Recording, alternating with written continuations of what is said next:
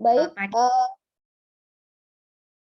sebelum lanjut saya perkenalkan siapa pembicara kita, mohon kepada para peserta, ini kalau saya lihat, pesertanya tidak hanya dari Teknik Industri UTS, bahkan di luar UTS pun juga hadir. Sepertinya, mahasiswa-mahasiswi Bu Wulan juga hadir sepertinya. Baik, silahkan rekan-rekan peserta bisa menyalakan atau mengaktifkan videonya dan mohon selama sesi penyampaian materi nanti untuk menonaktifkan atau mute audionya untuk kondusivitas pelaksanaan kuliah kamu pada pagi hari ini. Ada Baik, senior terima kasih ergonomi juga Bu Nurul. semuanya. Ada senior-senior Bagaimana? kita di ergonomi. Oh iya Ibu, selamat pagi Bapak Ibu senior saya ya No, terutama mungkin ada Pak di Ano, Perhimpunan Ekonomi ya Indonesia. Iya, baik. banyak nih. Baik, selanjutnya saya akan memperkenalkan diri terlebih dahulu ya. Perkenalkan Bapak Ibu, rekan-rekan mahasiswa, saya Nurul Hudaningsih, saya adalah dosen di Teknik Industri, di mana konsentrasi keilmuan atau riset saya di ergonomi, perancangan sistem kerja, dan K3. Jadi masih ada hubungannya atau kaitannya dengan bidang Bu Wulan juga ya. Dan saat ini saya juga menjabat sebagai sekretaris universitas di UTS. Salam kenal. Dan selanjutnya pemateri kita, saya memperkenalkan pemateri kita. Jadi nama lengkap beliau adalah Dr. Nimade Swasti Wulandiyani, sarjana psikolog, magister ergonomi dan magister ergonomi psikolog. Di mana beliau saat ini mengajar di Udayana, program studi psikologi, Fakultas Kedokteran, di mana mata kuliah yang diampu beliau adalah psikologi positif, psikodiagnostik, ergonomi, psikologi kognitif, dan lain sebagainya. Banyak sekali. Dan di tahun 2018 ya Ibu kalau tidak salah, beliau mendapatkan amanah sebagai koordinator program studi psikologi di Fakultas Kedokteran Udayana sampai 2024 kalau tidak salah. Baik, Sudah mau untuk selesai, riset Bu. Udah mau selesai bulan depan. baik. Untuk riset tidak perlu ditanyakan ya, bahwa riset beliau sangat banyak sekali, baik yang dipublikasikan di jurnal nasional, internasional, bahkan disampaikan pada seminar internasional. Seperti itu. Itu pengantar dari saya. Selanjutnya hari ini kita akan mengkaji tentang ergonomi kognitif, di mana akan spesifik lebih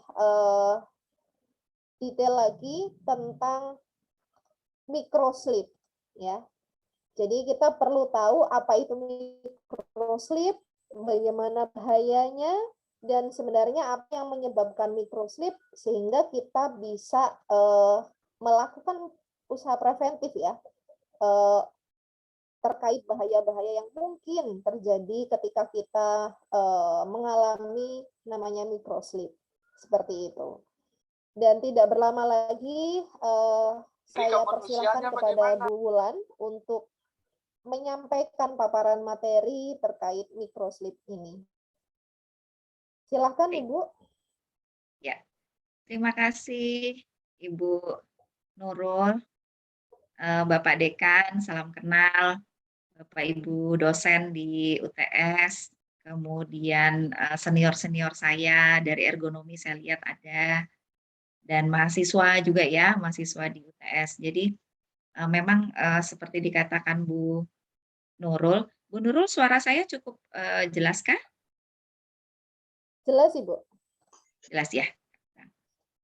Oke, biasanya kalau pagi ada gangguan sedikit dari luar. Yang saya bikin saya excited gitu adalah karena saya hadir di teknik industri, itu yang pertama. Seperti kata Bu Nurul tadi, ilmu itu memang tidak bisa berdiri sendiri sebenarnya. Kita saling membutuhkan satu sama lain. Sehingga mungkin ini saya mengawali di teknik industri di UTS, dan berikut-berikutnya mungkin nanti saya juga mengundang Bu Nurul, Pak Dekan, nanti mungkin ada salah satu dosen dari UTS yang semoga berkenan untuk memberikan sharing juga di mahasiswa kami di program studi psikologi gitu. Jadi kita saling melengkapi. Mungkin teman-teman mahasiswa di sini heran juga ya, kenapa kok ada orang psikologi gitu ya.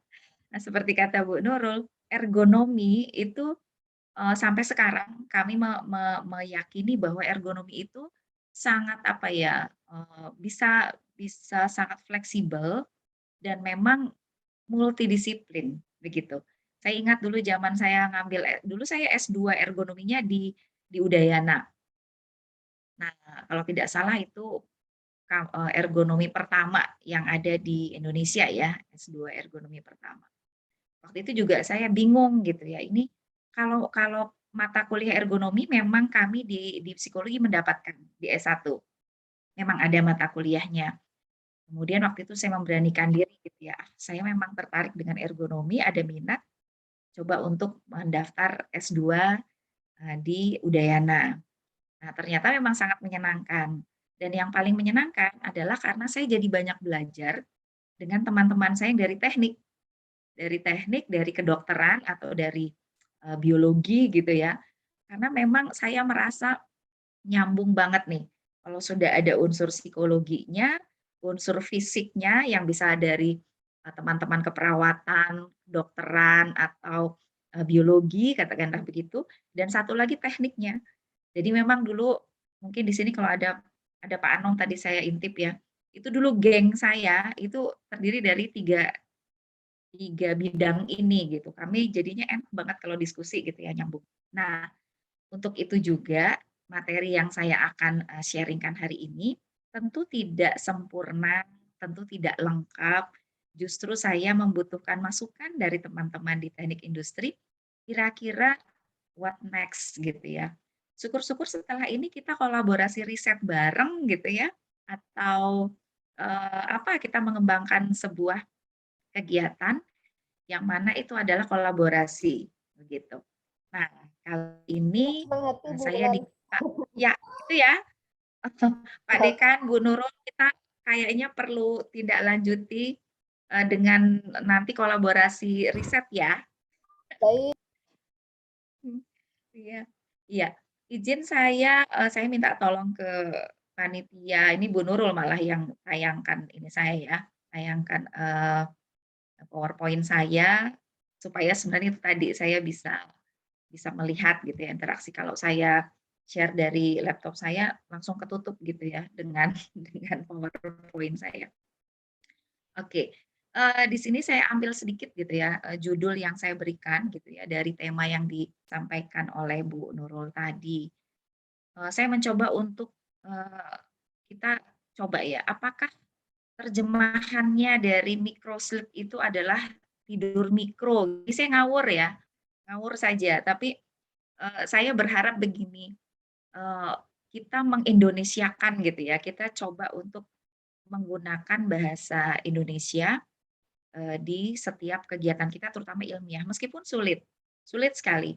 Saya sendiri mengalami sampai sekarang, ada beberapa istilah yang kemudian, menjadi sulit saya terjemahkan ke dalam bahasa Indonesia gitu.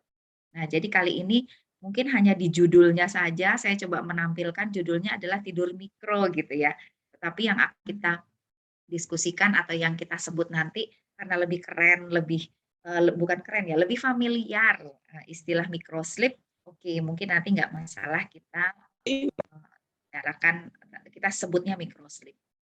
Bu Nurul kalau boleh saya tahu, ini kebanyakan mahasiswa TI yang ikut adalah yang di semester berapa ya? Atau campur? Campur Ibu. Jadi ada Campur ya? ya campur. Hampir semua angkatan ada. Terutama Oh begitu, tahun kedua dan ketiga. oke. tahun kedua dan ketiga.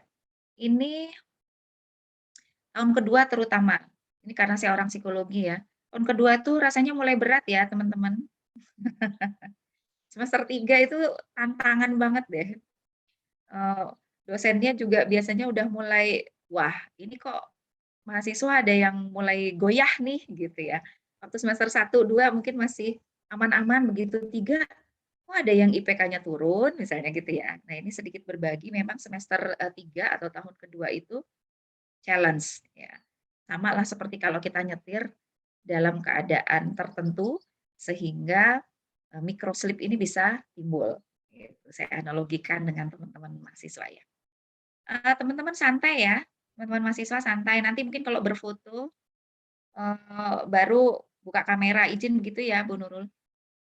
Kadang-kadang mahasiswa tuh jadi stres disuruh buka kameranya, apalagi weekend gitu ya, pagi-pagi. Mungkin ada yang belum mandi, nggak apa-apa. Mungkin ada yang belum sarapan, silahkan sambil sarapan. Yang penting nyampe ya, ikuti dengarkan apa sharing kita hari ini. Jadi sekali lagi saya bukan yang paling tahu tentang microslip, tapi justru nanti saya akan berikan challenge kepada teman-teman mahasiswa untuk, ayo gimana kalau dari teknik industri gitu ya, ke depannya seperti apa. Oke, mohon izin bisa dibantu saya next slide Ibu. Wah saya jadi nyuruh-nyuruh Bu Nurul nih. Maaf ya Ibu. Nggak apa-apa Ibu, silakan. Oke, next slide-nya mungkin Ibu bisa lanjut. Atau mungkin belum di slideshow ya Bu ya.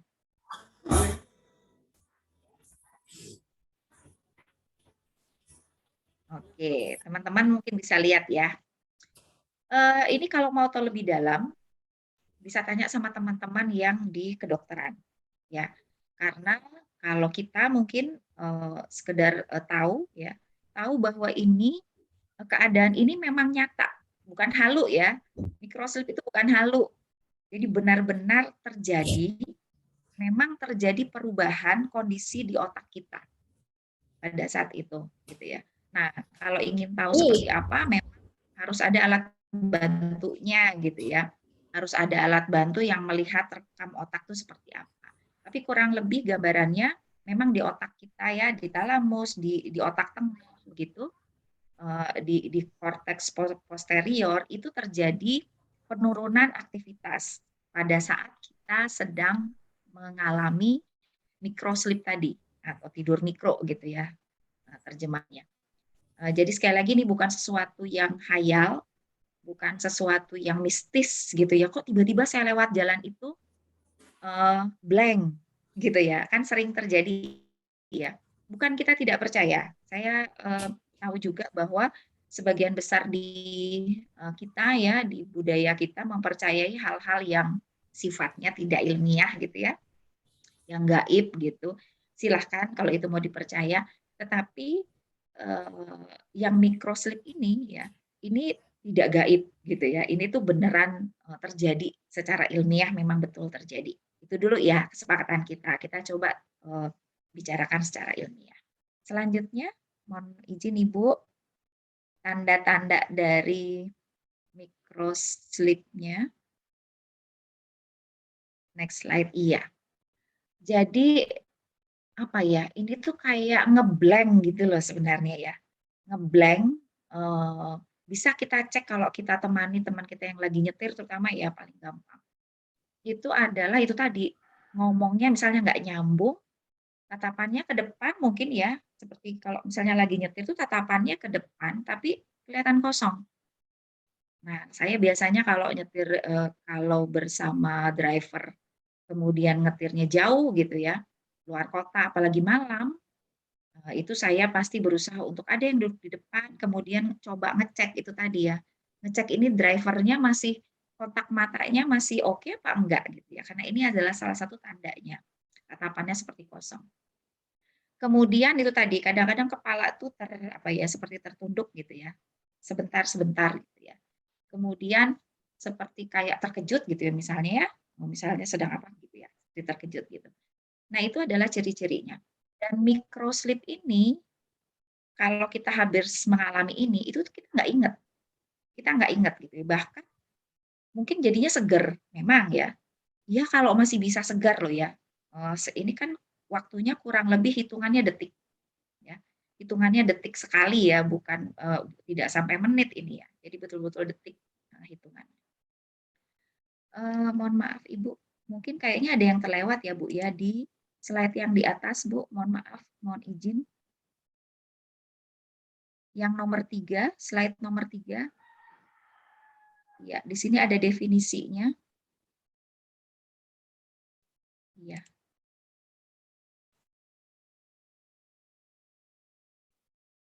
Boleh ditayangkan ulang Ibu? Atau mungkin iya, bantu. Nah, iya, ini yang agak terlewat tadi. Yang kedua mungkin slide yang kedua tadi agak terlewat ya, langsung gambar. Iya. Ya. Jadi ini kalau kita lihat dari definisinya, microslip ini adalah seringnya disebut episode, adalah suatu episode gitu ya. Itu ngantuk yang hitungannya hanya beberapa detik saja. Bahkan ada beberapa definisi ya, ada beberapa ahli yang mencoba mendefinisikan ini, tapi hampir semua tidak menyebutkan lebih dari 1 menit, 1 atau 2 menit. Semua hitungannya hanya detik, sehingga bisa dibayangkan ini cepat sekali terjadi. Gitu ya. Mungkin banyak yang bilang sekali kedip aja gitu ya, microslip ini sekali kedip aja. Dan tiba-tiba maaf ya sering terjadi begitu dia nyadar gitu, itu sudah maaf di kendaraannya nabrak pembatas jalan, keluar dari jalur gitu ya. Jadi kan memang ini sangat-sangat cepat sekali. Nah, kalau kita lihat melalui EEG ya kita rekam gelombang otak gitu ya. Nah, itu memang yang muncul pada saat itu adalah gelombang theta. Mungkin teman-teman ada yang pernah ingat pelajaran di SMA ya. Gelombang theta. Gelombang theta itu adalah gelombang saat manusia itu masuk ke alam tidur yang sudah nyenyak banget gitu ya, mau nyenyak gitu ya. Setelah theta kan ada delta. Delta itu yang betul-betul tidur yang paling nyenyak. Mungkin kalau kita bangun itu matanya merah gitu, saking tidurnya dalam sekali. Nah, theta ini juga sudah termasuk tidur nyenyak gitu. Jadi bayangkan dalam waktu sekian detik kondisi ini muncul. Sehingga memang pada saat bangun itu tidak ingat apa-apa. Tidak ingat kejadian yang 1-2 menit tadi dia tertidur itu tidak ingat. Ya. Nah, ada juga referensi yang menyebutkan saat kita kurang tidur, gitu ya, malamnya misalnya kita kurang tidur, atau pada suatu hari kita tuh mengalami kurang tidur, itu sebenarnya ada beberapa bagian otak yang mati. Ya, matinya bukan mati dalam arti yang sebenarnya ya, tapi seperti apa ya, mati sementara gitu ya, gitu pada saat itu disebutkan seperti itu ya di dalam referensinya. Kemudian boleh Ibu lanjut di slide yang ketiga, ya. Nah ini tadi saat microslip ini itu manusia itu tidak menyadari, jadi nggak ingat gitu ya. Selain karena episodenya pendek, itu memang ciri khas dari microslip ini seperti ini. Dan itu tadi mungkin kalau tidak salah Pak Dekan menyatakan itu benar-benar tertidur gitu ya. Nah berarti saat itu Pak Dekan setelah microslip itu benar-benar lanjut masuk ke theta gitu ya, masuk ke tidur yang sebenarnya. Ya, microslipnya itu cuma sekian detik. Biasanya kemudian orang cepat terbuka, cepat bangun gitu ya, cepat switch sehingga terus seperti orang kaget. Gitu. Itu ciri khasnya microslip.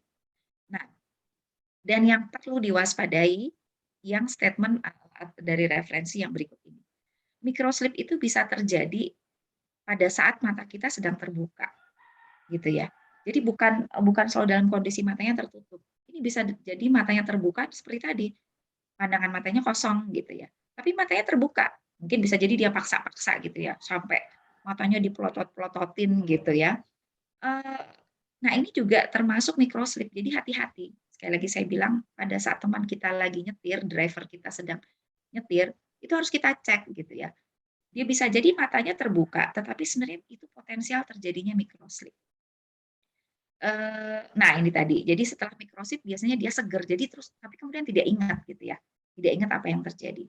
Iya kalau dia bisa bangun seger dalam kondisi nyetirnya masih aman, tapi yang sering terjadi itu sudah kondisinya itu tadi ya, sudah masuk di parit, sudah nabrak pembatas jalan, sudah keluar dari jalan, kurang lebih seperti itu. Oke, mungkin bisa dilanjut Ibu. Tadi yang keempat sudah, kemudian yang kelima, slide yang kelima, sepertinya tadi sudah ya. Yang keenam, ya. Nah, ini dia. Kondisi pemicu microsleep. Ya, yang pertama adalah gangguan tidur. Gangguan tidur ini beda dengan kurang tidur, ya. Beda dengan kurang tidur. Jadi ada kalau dalam psikologi atau psikiatri ada gangguan-gangguan yang memang tergolong gangguan tidur. Misalnya insomnia. Insomnia itu orang yang tidak bisa tidur dalam jangka waktu lama, berhari-hari, bahkan bisa berminggu-minggu. Sudah kebayang ya, orang yang seperti ini kayak zombie ya, biasanya orang bilangnya kayak zombie. Karena pasti akan terpengaruh semua metabolisme dari tubuhnya. Kemudian ada juga yang namanya sleep apnea. Sleep apnea ini biasanya yang seperti apa ya, berhenti bernafas gitu ya saat sedang tidur. Nah, banyak gangguan-gangguan tidur lain ya, yang mana ini berkaitan. Ini adalah pemicu dari microsleep. Kalau yang insomnia udah gampang banget ya, kita bisa prediksi. Orang yang insomnia, ya pasti dia kan kurang tidur. Ya. Nah, orang tidur itu menjadi salah satu pemicu utama terjadinya microsleep. Nah, di sini kemudian karena kita orang ergonomi juga ngurusin shift work ya. Nah, yang kedua itu adalah kerja shift malam. Kenapa sih gitu ya? Kenapa sih seperti ini? Pada dasarnya manusia itu kan sebenarnya malam harusnya tidur. Iya. Boleh reaksi ya di chat boleh ya. Boleh kan Bu Nurul ya? Apa namanya? Boleh komen. Benar nggak manusia itu pada dasarnya harusnya kerjanya siang, betul atau tidak? Di teknik bagaimana? Ada nggak pelajaran tentang ini? Ayo, coba komen di chat. Setuju atau tidak? Pada dasarnya manusia itu pekerja siang hari. Ayo, komen di chat. Atau jempolnya mana? Reaction. Kalau setuju. Kalau setuju. Di chat boleh ya?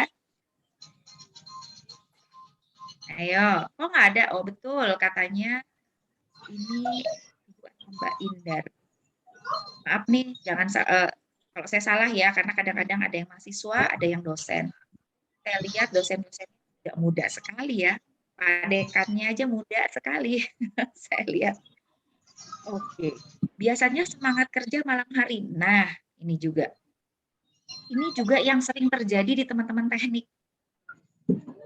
Kebiasaan lembur, benar nggak sih?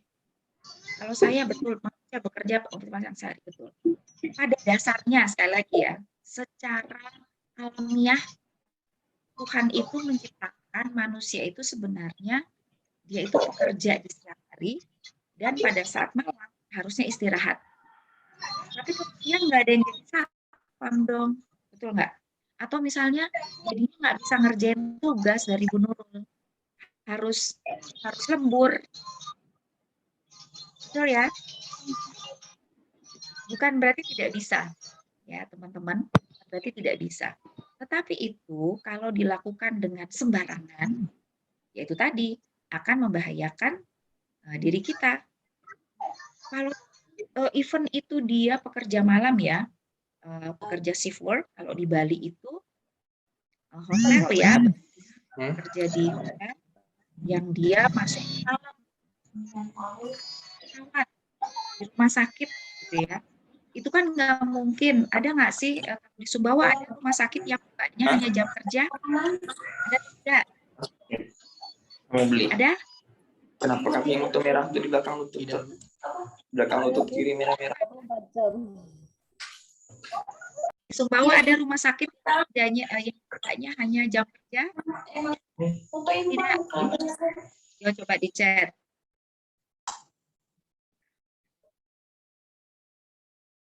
Ada nggak rumah sakit yang hanya buka di jam kerja? Karena menurut Bulan, manusia itu kerjanya hanya di jam. Nggak ada ya? Nggak ada ya? Hotel. Tahu tuh mimpi apa?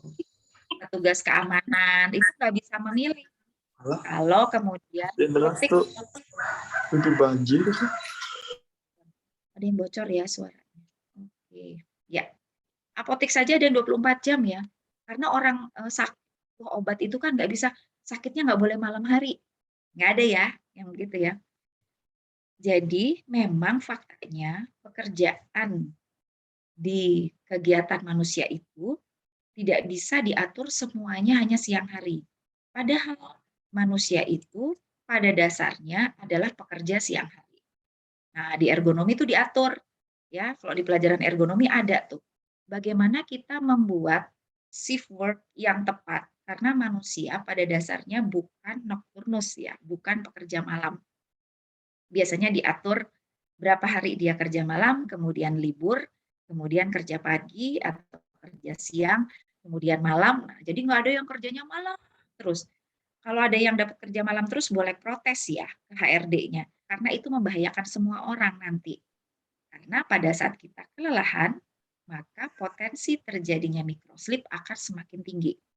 Gitu ya. Ini kalau ada yang harus kerjanya malam terus, boleh komplain ya. Tunjukkan jurnalnya. Ya, kita harus pakai ilmiah ya kalau di dunia akademisi. Ini referensinya yang menyatakan bahwa tidak boleh misalnya kerja malam terus. Nah, tidur tadi kaitannya ke utang tidur. Utang tidur mungkin ya, apa ya istilahnya ya? Sleep apa nih? Debt atau sleep deprivation. Utang tidur. Teman-teman mungkin pernah kan ngalamin karena harus ngerjain tugas sampai 2 hari lembur gitu ya, kurang tidur. Hari ketiga, apalagi itu weekend, mudah-mudahan tidak hari ini ya, Bu Nurul. Itu jadinya tidur aja, bangunnya siang gitu. Ada kan? Ada ya, yang kemudian apa namanya, ini istilahnya ngebayar tidur yang kemarin. Gitu. Nah, ini juga kalau utang tidurnya terlalu banyak, ya nggak dibayar tuh hutang tidurnya, fisiknya pasti akan ngedrop dan microslip akan muncul, ya akan lebih cepat muncul. Yang keempat itu adalah penggunaan obat. Ada memang obat-obat yang efek sampingnya ngantuk. Yang paling keras itu misalnya obat untuk Parkinson, untuk orang tua biasanya ya. Itu Parkinson itu biasanya orang-orang tua itu kan yang sudah apa ya, mengalami gangguan di fisiknya atau mungkin dia lebih cepat lupa atau pikunnya datang sebelum waktunya. Nah, itu udah gejala-gejala Parkinson juga ya. Atau obat batuk. Nah, sehingga biasanya kalau di obat batuk kandungannya mungkin saya nggak perlu bilang ya, ada kodein, ada segala macam, itu memang membuat ngantuk. Jadi biasanya di kemasan obat atau dokter pada saat memberikan resep sudah warning. Kalau habis minum obat ini jangan nyetir ya. Dan kita tidak boleh mengabaikan itu. Biasanya kita mengabaikan karena saat itu kita merasa fine. Enggak lah, enggak ngantuk. Nah, ini yang mungkin menjadi kalau tadi Pak Dekan bilang, apa nanti antisipasinya? Salah satunya adalah jangan kita sok pede gitu ya. Sok pede bahwa bisa nih nyetir gitu ya. Terutama nih teman-teman mahasiswa ya. Teman-teman mahasiswa. Ini pengalaman kami di FK beberapa tahun yang lalu di FK Unut. Dulu itu kegiatan PKKMB ada kan ya di setiap kampus PKKMB ya. Itu sampai tugasnya kan banyak.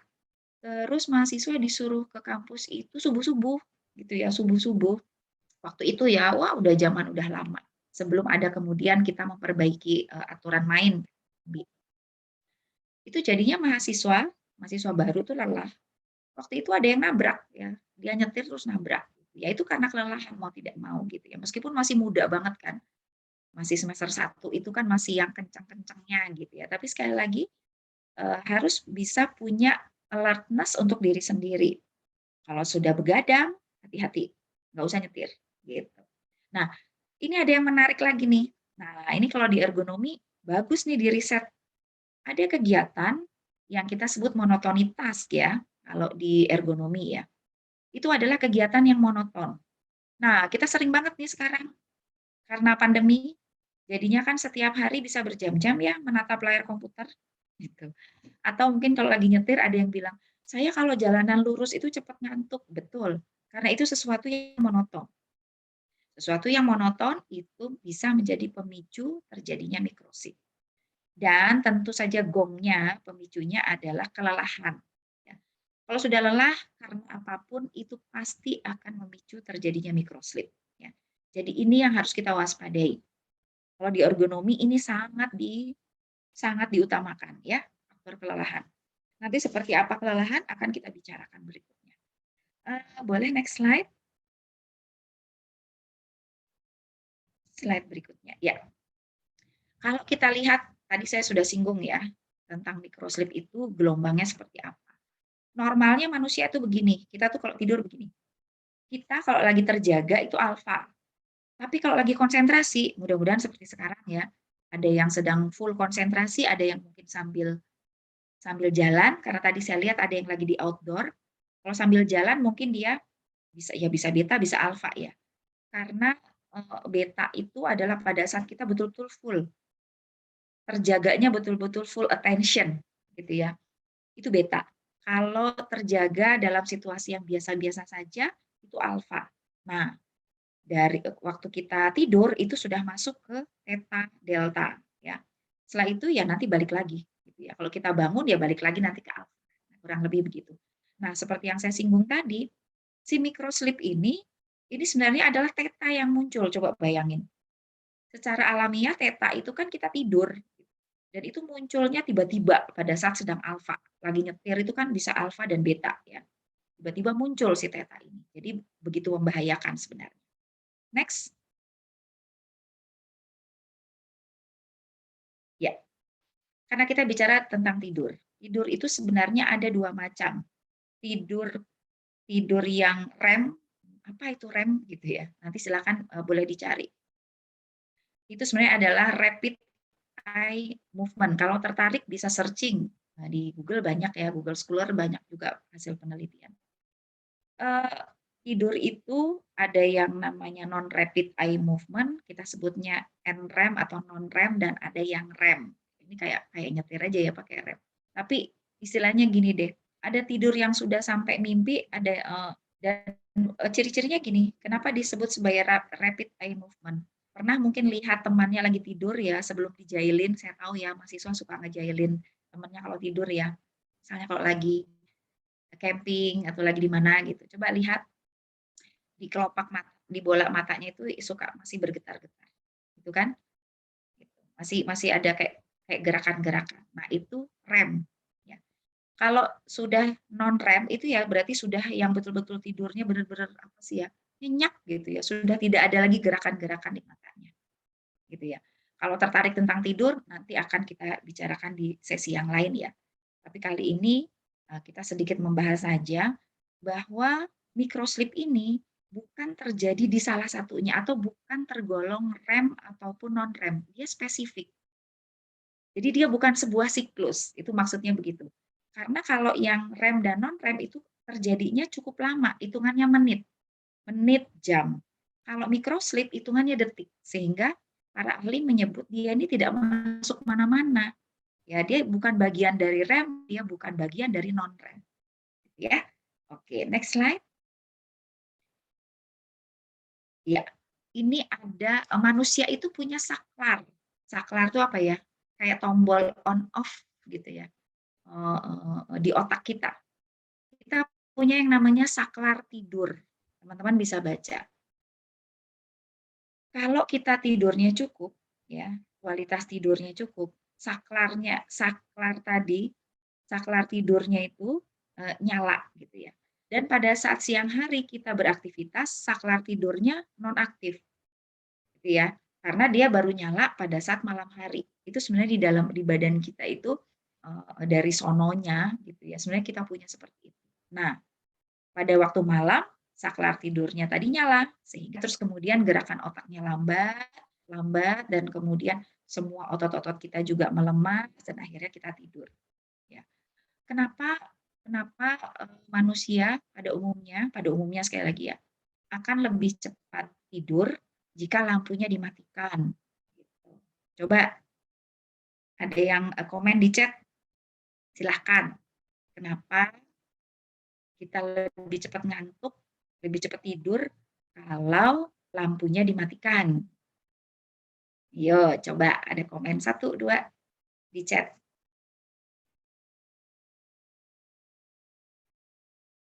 Yo, ayo mahasiswa komen 1, 2. 1, 2 komen maksud saya boleh. Kenapa? Meskipun ada orang, saya nggak bisa tidur kalau gelap, betul ya? Tapi secara umum sebenarnya manusia itu akan lebih mudah ngantuk atau tidur jika lampunya dimatikan, lampu kamar dimatikan. Makanya kalau di hotel coba deh, ini semua pasti pernah tidur di kamar hotel ya. Di kamar hotel itu bahkan ada yang ekstrim, tidak ada lampu untuk kita bekerja, jadi lampunya itu semua remang-remang. Kenapa? Ayo. Karena pikiran kosong, jadi tidak ada fokus. Karena tingkat konsentrasi manusia turun ketika visualnya tidak terlalu bekerja. Iya, betul. Semua jawabannya betul, gitu ya. Secara psikologis, kalau kita melihat dalam situasi terang benderang, kita melihat sesuatu, itu akan membuat kita fokus ke sana, sehingga kemudian malah aktif. Misalnya apa? Ini saya sekarang lagi di kamar, lagi terang, ngelihat, ada cecak tuh kayaknya lagi ngobrol dia, tuh di tembok saya. Ada 2 cecak kayaknya lagi ngobrol. Kalau saya terus melihat begitu, ya saya nggak ngantuk-ngantuk. Pendapat yang kedua betul juga ya, dari ini Kak Adrian Anwar. Tadi dari Kak Taufik Rahman. Depannya pakai nama lalu, setahu saya Lombok ya. Ini kayak gelar ya, gelar raja ya. Maaf kalau saya salah sebut ya, Kak Lalu Taufik. Betul ya. Kak Adrian Anwar juga betul.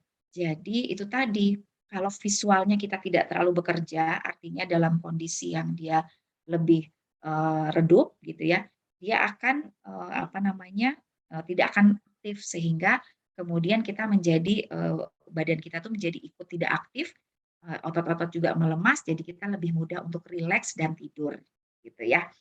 Oke, terima kasih atas komentarnya. Kita lanjutkan. Nah, kemudian kalau orang yang kurang tidur, itu saklarnya jadinya bingung kan, ya.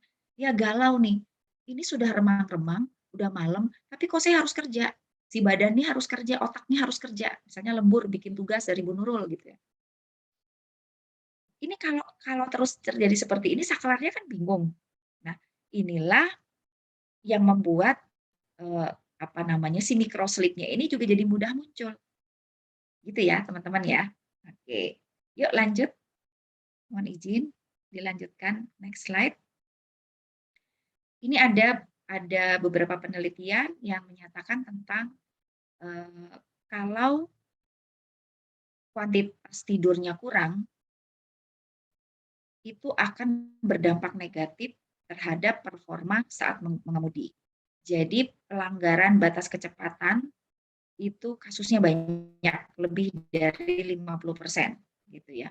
Karena itu tadi, karena kuantitas atau jumlah tidurnya kurang, jadinya cenderung ngebut dan ngebutnya tidak terkontrol gitu ya. Juga ya, penurunan kewaspadaan setelah terutama lebih dari 2 jam. Jadi hati-hati kalau nyetir jauh. Mungkin kalau nyetirnya jarak dekat, mungkin akan lebih safe ya dibanding dengan jarak jauh, karena kalau jarak jauh sudah pasti lebih lama, kurang lebih seperti itu. Oke, next. Sekarang kita masuk ke kelelahan. Ya, karena tadi ya kita sudah singgung tadi bahwa kelelahan ini sebenarnya faktor utama.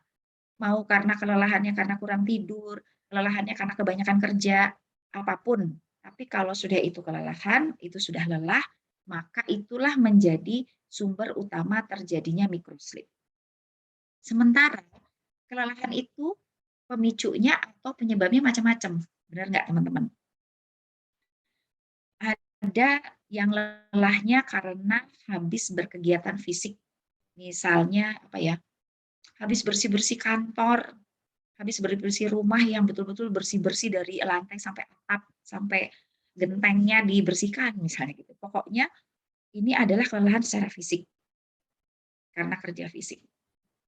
Kalau di ergonomi, itu juga ditinjau lama waktu bekerjanya sudah sesuai standar atau tidak.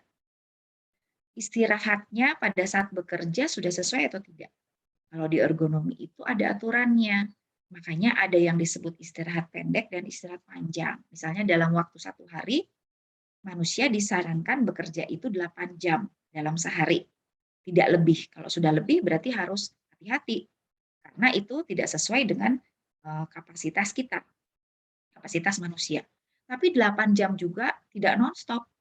Harus ada break panjang di tengahnya, sehingga kenapa kalau kita jadi panitia sebuah acara, itu bikin, misalnya acaranya seharian, pasti ada istirahat untuk makan siang dan sholat gitu ya. Karena itu juga secara alamiah tubuh kita memang membutuhkan itu. Setelah kerja dari pagi, katakanlah dari jam 8, harus ada istirahat panjang di tengah, dan di antaranya ada istirahat pendek. Nah, makanya muncullah, coffee break, benar nggak? Saya sambil minum ya. Ada coffee break di tengah-tengah kita acara full day. Itu sebentar saja untuk melemaskan otot, untuk minum teh, minum kopi, makan cemilan, gitu ya. Karena di sana kondisi tubuh kita memang sudah mulai menurun, terutama kondisi konsentrasi. Saya ingat dulu penelitian saya, tesis ergonomi, penelitian saya itu di tempat pekerja melinting kertas rokok gitu dulu ya. Itu kerjaannya monotoni, sedentari, jadi monoton tiap hari cuma melinting, sedentari duduk terus dari pagi sampai sore dan sangat membosankan. Ya, sangat membosankan karena cuma melinting. Tapi harus hati-hati, harus fokus karena kalau robek rugi kan kertas rokok, pembungkus rokoknya itu jadinya rusak. Kalau terlalu cepat, kalau terlalu lama honornya dia sedikit karena dihitungnya berdasarkan jumlah lintingan kertasnya. Nah, waktu itu salah satu intervensi saya menggunakan musik. Nah, ini juga bisa nanti ya. Salah satu antisipasinya kalau kita nyetir supaya tidak microslip pakai musik. Nah, waktu itu saya memberikan musik di jam-jam tertentu saat dia mulai lelah. Kenapa tidak sepanjang hari musiknya? Karena itu nanti malah jadi monoton, malah jadi membahayakan juga. Jadi musiknya di saat-saat tertentu. Nah, lebih begitu ya, sedikit menyinggung. Faktor yang termasuk bukan pekerjaan itu tadi, kualitas tidurnya atau kurang tidur. Jadi jumlah tidurnya kurang atau kualitas tidurnya yang jelek.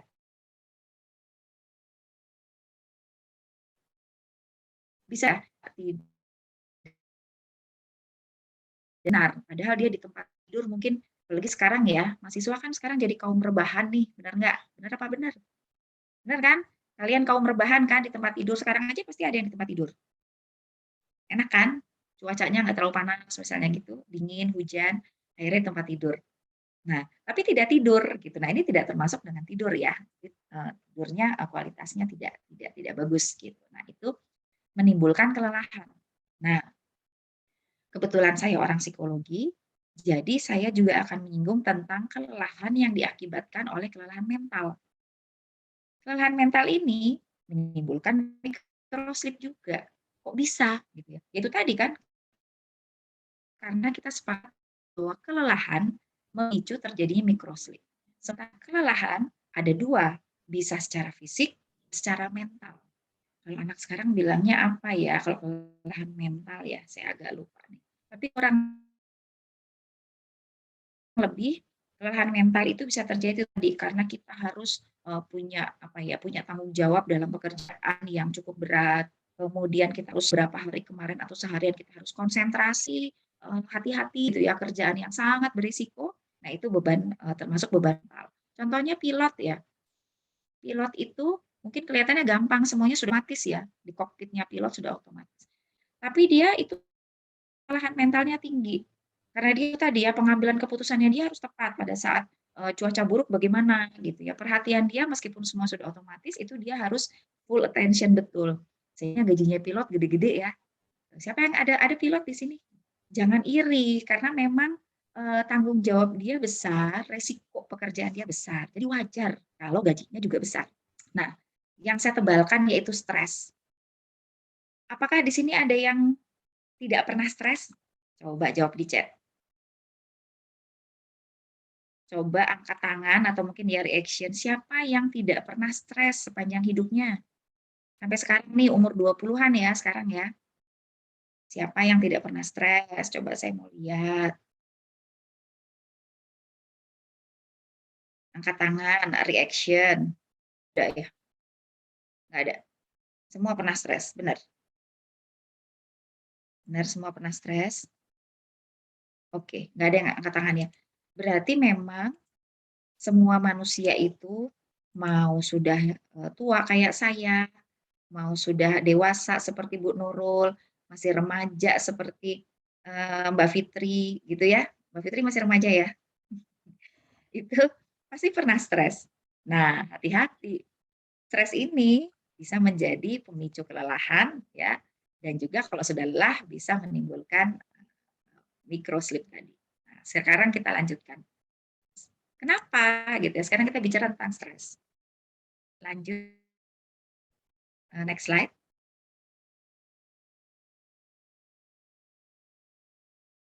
Oke. Nah, ini bisa introspeksi ya teman-teman. Benar nggak sih kalau kita lagi stres? Saya pakai istilah depresi karena begini. Depresi itu adalah stres yang berkepanjangan.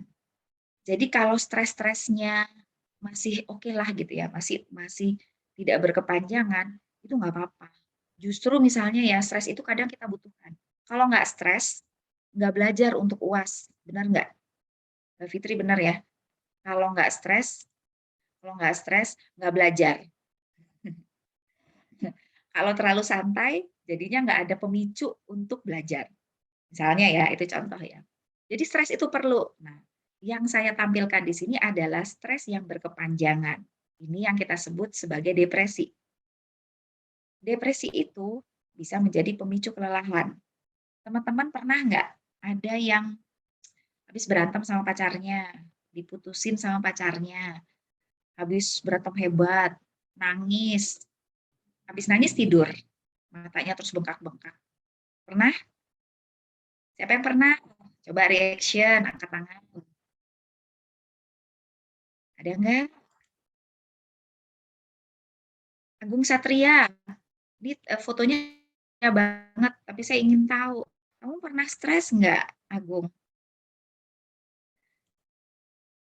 Atau siapa nih? Ini saya nggak berani nyebut, takutnya kalau nggak ada nimnya takutnya dosen. Ayo yang mahasiswa, ayo siapa yang pernah merasa lelah, capek, habis berantem pacarnya atau habis berantem sama orang tuanya? Ayo, mana nih? Ayo mana yang mahasiswa? Biasanya mahasiswa pakai NIM, langsung semua di delete ya, akunnya nggak pakai NIM langsung. Loh ya, ini maksudnya sharing-sharing aja.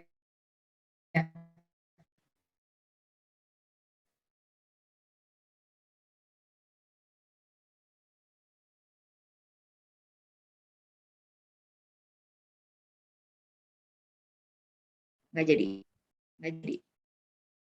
Ada yang pernah capek rasanya fisiknya ya, karena antara fisik dengan psikis itu nyambung, antara psikis atau mental dengan fisik itu juga nyambung. Kalau lagi stres fisiknya bisa sakit. Ada nggak yang itu tadi ya, berantem sama pacarnya terus mahnya kumat? Ada. Langsung gatal-gatal badannya, alerginya kambuh, vertigonya kambuh. Nah, itu gara-gara lagi konflik dengan temannya atau dengan pacarnya. Sebaliknya, karena flu, nggak sembuh-sembuh, gatal-gatal, nggak sembuh-sembuh, stres jadinya. Nah, itu membuktikan bahwa antara kondisi fisik dengan kondisi psikis itu nyambung. Gitu ya. Halo, Kak siapa ini? Kak Zikri. Ya, Zikri serba. Hai. Pernah nggak lelah karena sedang stres? Boleh sharing pernah sih Bu. Pernah. Jadi kalau misalkan lelah karena stres gitu, jadi dia efeknya tuh ke badan. Jadi badan saya tuh langsung tiba-tiba anget, terus nggak males ngapa-ngapain itu, di pengennya rebahan aja gitu Bu. Jadi lemes badan. Oke. Ini membuktikan seperti itu ya. Karena memang itu tadi, saat kita stres, itu imun udah pasti deh. Imunnya udah pasti jelek. Apalagi sekarang kondisinya pandemi. Makanya saya sering bilang ke mahasiswa, kalau mau kuliah sambil rebahan oke, gitu ya. Yang penting kamu nggak stres, tapi bertanggung jawab gitu. Zikir nggak apa-apa, mau rebahan, mau sambil nongkrong ngopi di kafe silahkan. Yang penting nangkep, gitu aja. Betul. Terima kasih ya Zikri. Boleh dilanjut slide-nya. Nah, ini obvious banget ya, ini jelas banget. Orang yang mengalami depresi, itu salah satunya itu nanti bisa menjadi gangguan tidur. Gangguan tidur yang paling sering itu insomnia. Sehingga biasanya kalau ada orang mengalami insomnia, minta obat tidur, itu boleh gitu ya. Misalnya datang ke psikiater. Psikiater berhak memberikan obat untuk itu tadi ya, obat tidur. Ya. Kalau psikolog nggak bisa, itu ke psikiater atau ke dokter spesialis lain. Bisa diberikan, namun itu hanya menghilangkan, mungkin ibaratnya apa ya, kayak boosting dia supaya ya tidur, jadi ngantuk secara fisik. Tapi kalau masalahnya dia nggak selesai, ya tetap nanti timbul lagi, benar nggak? Ya. Jadi ini, kalau dia depresi atau stres, memicu gangguan tidur, gangguan tidur menjadi salah satu penyebab microsleep. Oke, lanjut. Slide berikutnya. Nah, ini ada yang begini ternyata. Mungkin yang hadir di sini boleh merenung ya, apakah termasuk yang seperti ini. Ada orang kalau lagi stres, pelariannya tidur. Ada nggak? Yuk coba reaction, angkat tangan. Reaction. Siapa yang kalau stres, kalau lagi ada masalah, terus cara copingnya gitu ya, mengatasinya dengan tidur dulu. Supaya nggak lebih, namanya nggak berkelanjutan stresnya. Ada nggak? Ada nggak? Ada nggak yang kalau stres? Kalau stres makan. Kalau saya. Ada yang stres kemudian larinya ke tidur? Ada. Ini Kak Lalu, Taufik ya. Jadi kalau stres tidur. Ya ini bisa Kak Marel juga ya. Kalau stres tidur. Karena itu tadi ingin melarikan diri dari masalahnya, kemudian dibawanya ke tidur. Boleh aja, boleh gitu ya. Tapi sekali lagi, ini kualitas tidurnya biasanya jadinya nggak bagus. Jadi kesannya tidur gitu ya, bisa tidur. Kok hebat sih, kamu lagi stres terus bisa tidur gitu. Nah itu stresnya adalah karena pelarian untuk melarikan diri sementara dari masalah, dari rasa stresnya. Setelah itu masih ada, stres masih ada, benar kan? Kak Lalu Taufik, benar ya? Masalahnya masih ada, stresnya masih ada. Nah, ini kondisi seperti ini yang menyebabkan juga terjadinya. Next slide, yang ke-15. Nah, ini sudah pasti banget. Orang yang stres, depresi, otaknya terpengaruh. Nah, tadi udah ingat ya, bahwa microsleep itu juga berkaitan dengan fungsi di otak. Jadi otaknya bisa kacau nih, kalau sedang depresi, itu tadi ya. Sehingga termasuk otaknya jadi labil. Otak itu, jangan salah ya, otak itu ada hubungannya sama perasaan loh. Ada yang namanya limbik, ada yang namanya talamus, bagian di otak itu nyambung ke hatinya kita. Hati bukan hati secara apa ya, di hati yang ada di badan kita, tapi hati lebih ke afeksi. Nah itu nyambung, jangan salah ya. Memang otak itu nyambung ke mood-nya kita. Jadi ada obat yang untuk memperbaiki gangguan mood itu ada. Itu biasanya psikiater yang berhak memberikan. Karena itu mempengaruhi obatnya itu bereaksi atau untuk memperbaiki apa yang terjadi di otak. Meskipun yang muncul dalam bentuk perilakunya adalah mood-nya yang terganggu. Oke, selanjutnya.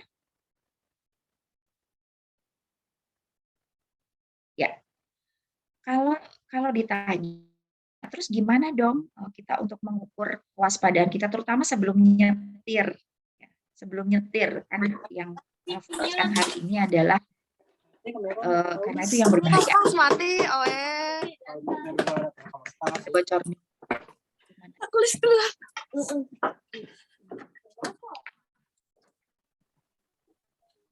Di kampus kayaknya ya, di Zoom user.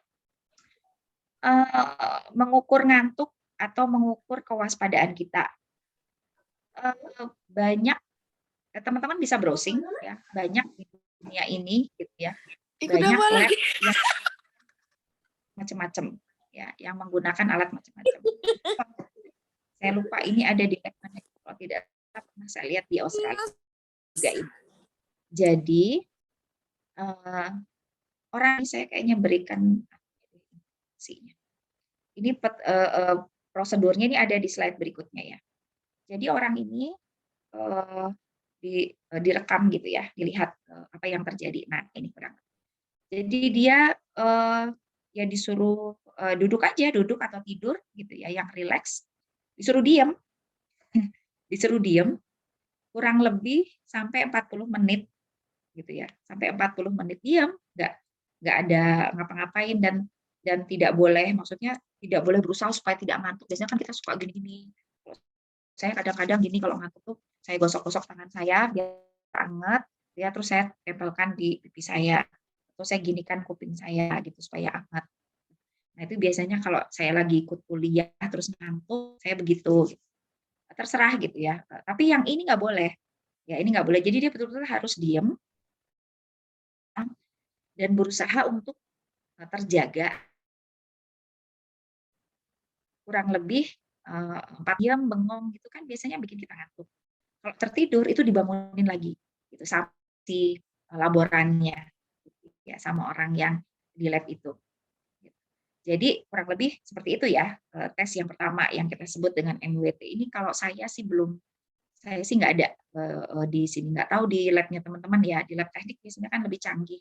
Tapi menurut saya teman-teman teknik ini sangat punya peluang untuk menciptakan alat-alat ukur.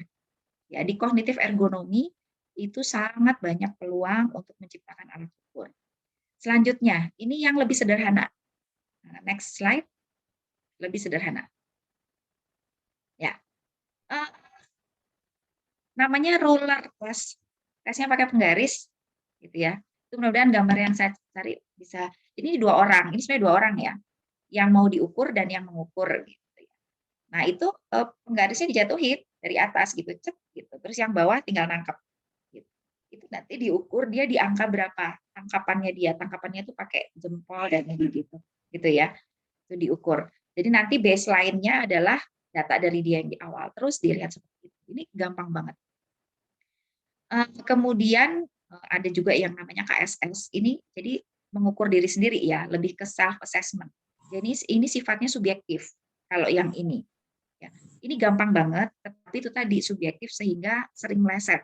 Dia merasa judgement atau penilaian untuk dirinya itu kadang-kadang tidak terlalu tepat ya. Banyak situasi yang membuat kita jadi meleset menilai diri sendiri. Ini yang bersangkutan atau asesinya ya atau subjeknya diminta untuk menjawab ini saja. Jadi ada semacam kayak leveling gitu ya. Ada dua macam versi ini. Masih yang tadi? Ya, ada dua macam. Yang pertama, kuesionernya ini dikasih, dia cuma suruh jawab aja 5 menit terakhir gitu ya, 5 menit sebelumnya sampai sekarang, apa yang kamu rasakan gitu ya. Apakah dia merasa sangat alert gitu ya, sangat waspada, ataukah agak sedikit ngantuk, ataukah ngantuk banget, jadi ada 1 sampai 9. Nah, kalau yang dia jawabnya antara 7, 8, 9 ini berarti dia tergolong ngantuk. Kalau yang 1 sampai 6 dia berarti masih waspada, masih terjaga atau masih aktif. Tapi ini kan subjektif banget ya. Nah, tadi saya bilang ada dua macam versinya. Yang kedua, ini sebelum diberikan ini, si subjeknya suruh duduk dulu, fokus pada sesuatu, biasanya di dinding gitu ya, duduk melihat di dinding, fokus sampai 5 menit, gitu. Kemudian dia tutup mata, baru kemudian menjawab. Ini ada versi yang teman-teman bisa Google.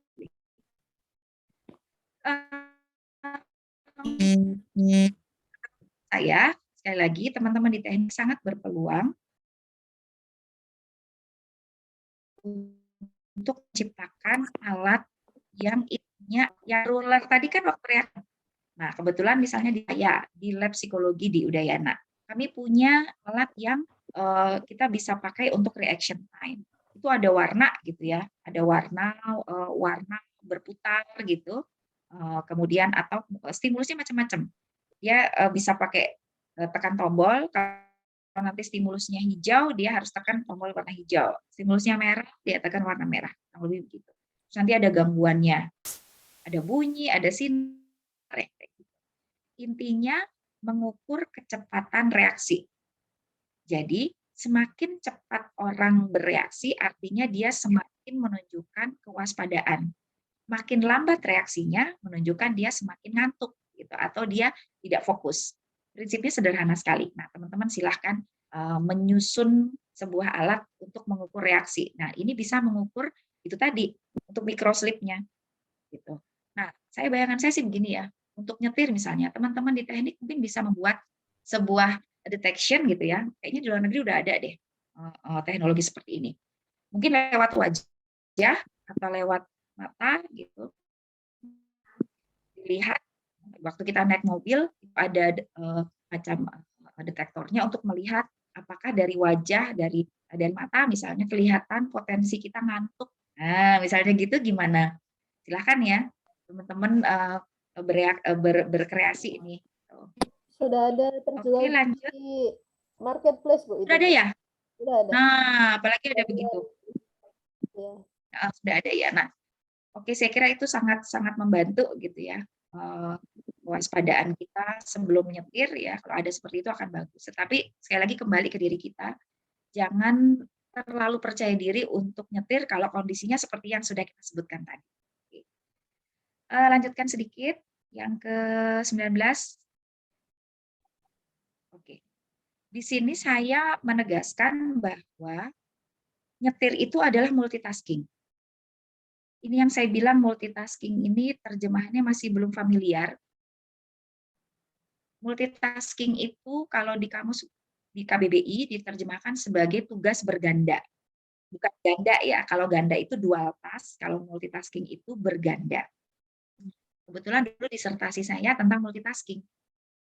Multitasking ini termasuk, driving termasuk multitasking. Artinya dia pekerjaan yang tidak sederhana.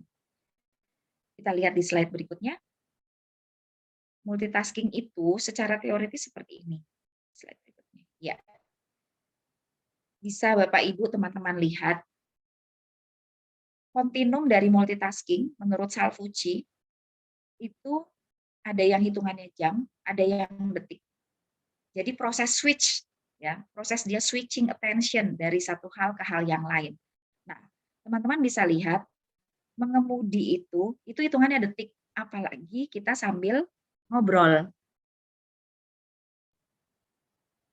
Sambil ngobrol atau makanya nggak boleh pakai HP ya.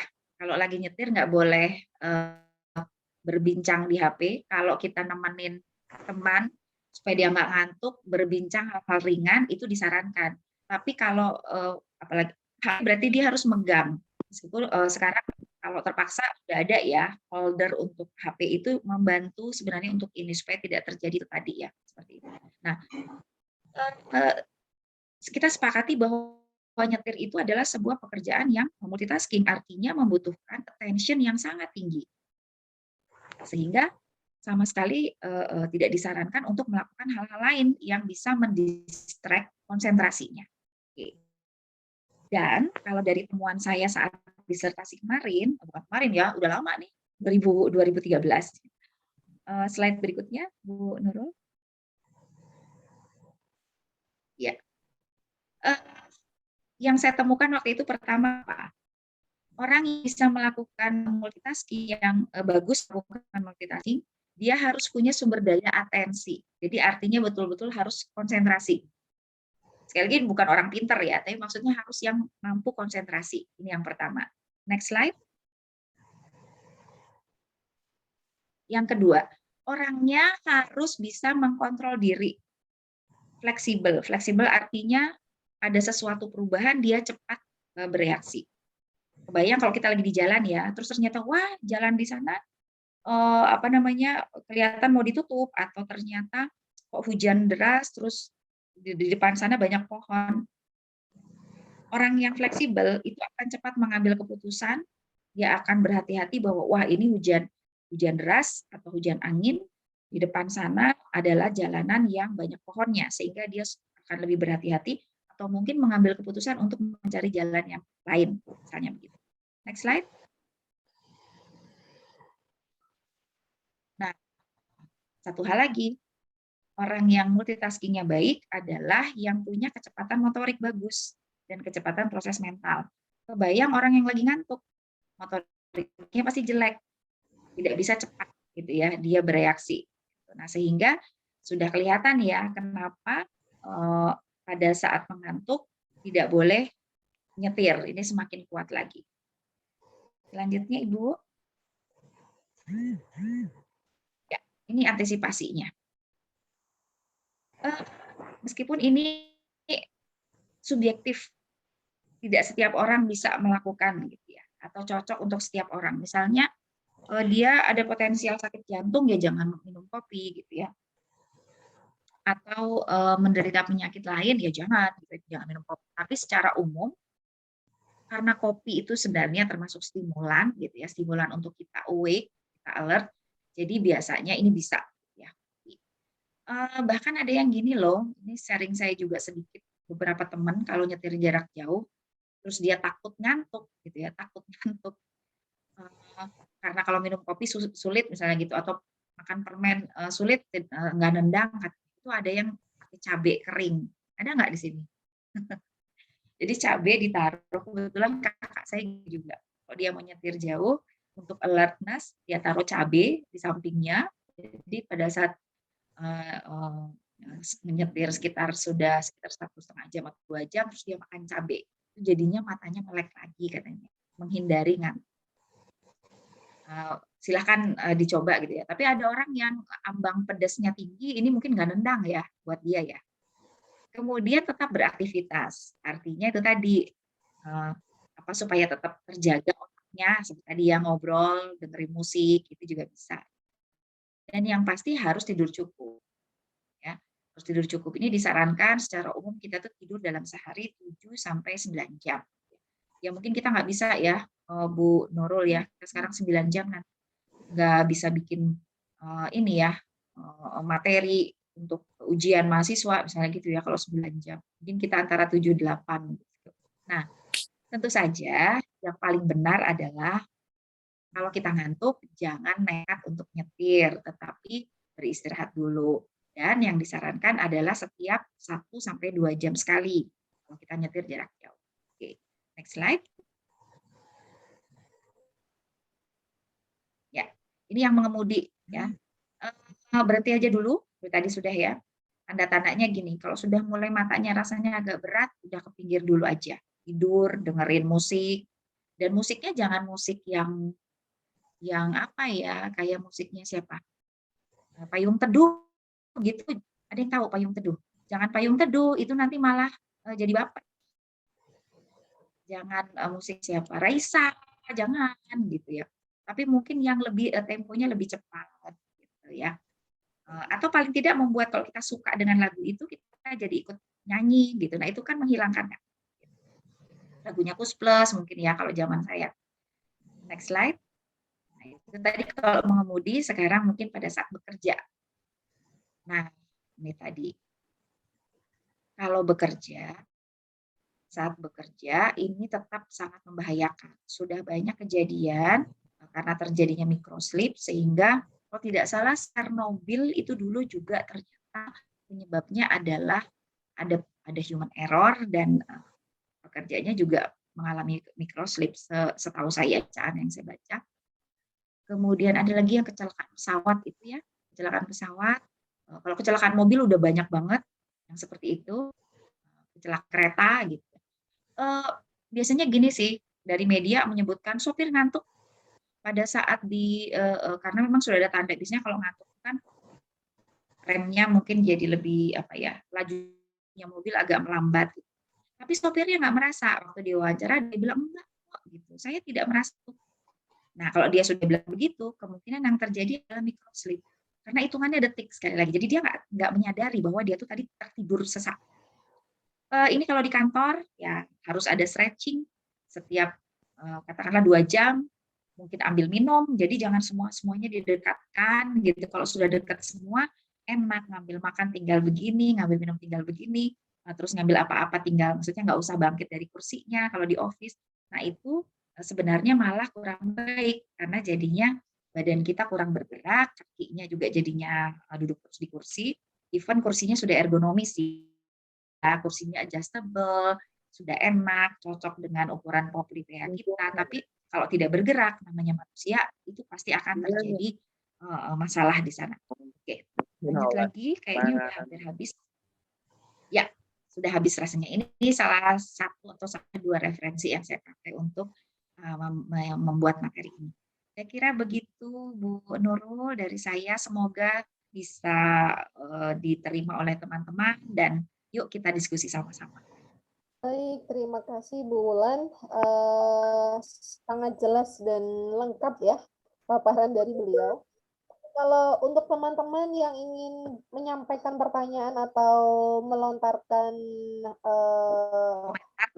topik diskusi gitu ya, atau masukan mungkin gitu ya, dipersilahkan bisa menyampaikan langsung atau melalui chat.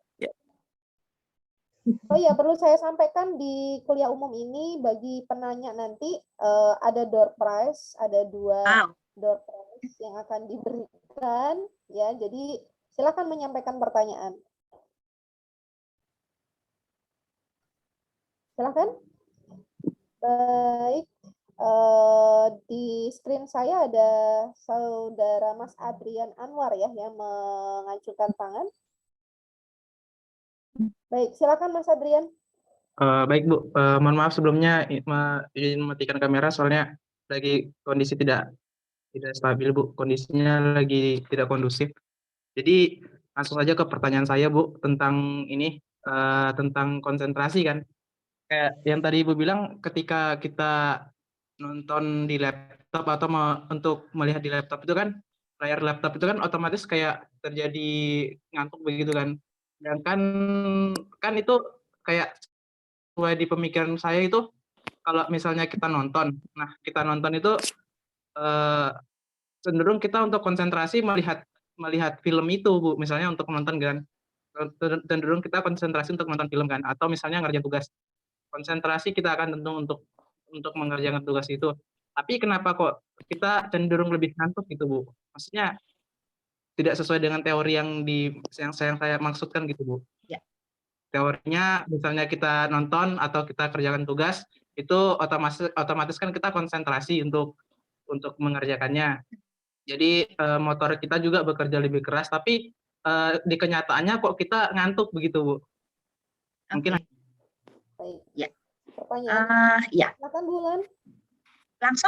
Langsung ya, Bu Nurul ya, biar nggak lupa, saya pelupa. Nah, terima kasih, betul sekali. Nah, jadi itu menariknya begini, yang disampaikan tadi Kak siapa tadi? Andrian. Kenapa tadi di slide saya sebut kalau kita menatap layar komputer itu cenderung nanti bisa juga terjadi microsleep gitu.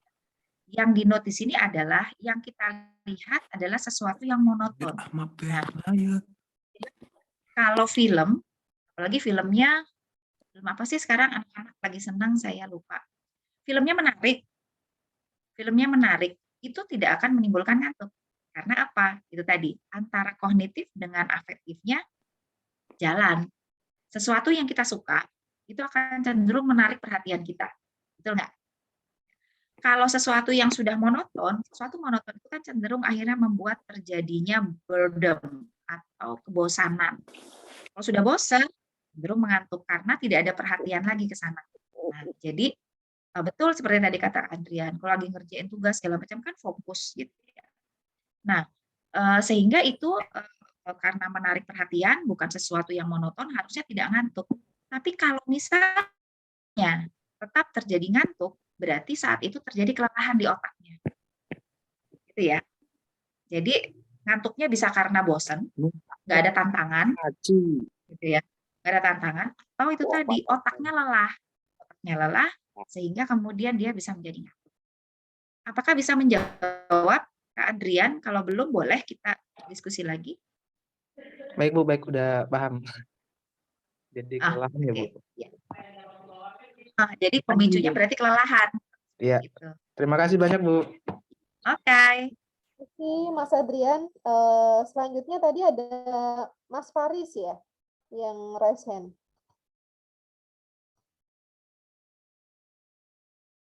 Halo, Mas Faris.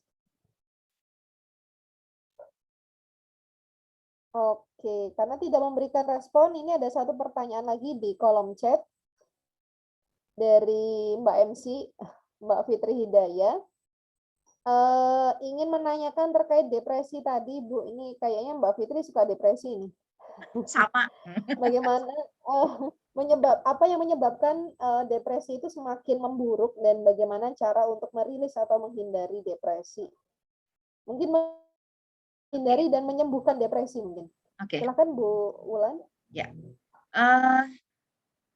Saya ulang sedikit, depresi itu adalah stres yang berkepanjangan. Nah, artinya stresnya itu bukan stres yang ringan ya, stresnya yang sedang sampai berat dan itu tidak tertangani. Sehingga untuk menghindari depresi, caranya adalah pertama, ya kita harus segera mengatasi stres yang kita alami.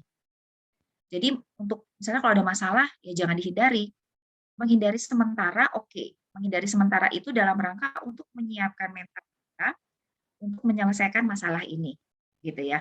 Jadi menenangkan diri dulu boleh, biasanya menenangkan diri dengan relaksasi. Ya. Kita kalau lagi ada masalah itu kan biasanya tegang, gitu ya. Nah sekarang kita tenangkan dulu secara fisik. Yang paling gampang adalah dengan mengatur nafas. Atau misalnya kita ingin menenangkan diri kita, ada salah satu teknik namanya butterfly hug. Ya, ini sebelum menyelesaikan masalah ya, karena dengan cara ini masalah nggak selesai sekali lagi. Yang bisa kita lakukan untuk menstabilkan emosi dulu, ya, emosinya dulu harus stabil. Itu antara lain dengan mengatur nafas, gampang sekali. Tarik nafas 4 detik lewat hidung, kemudian tahan, ya, tahan 4 detik, kemudian keluarkan lagi 4 detik pelan-pelan, dan saran saya paling gampang lewat mulut.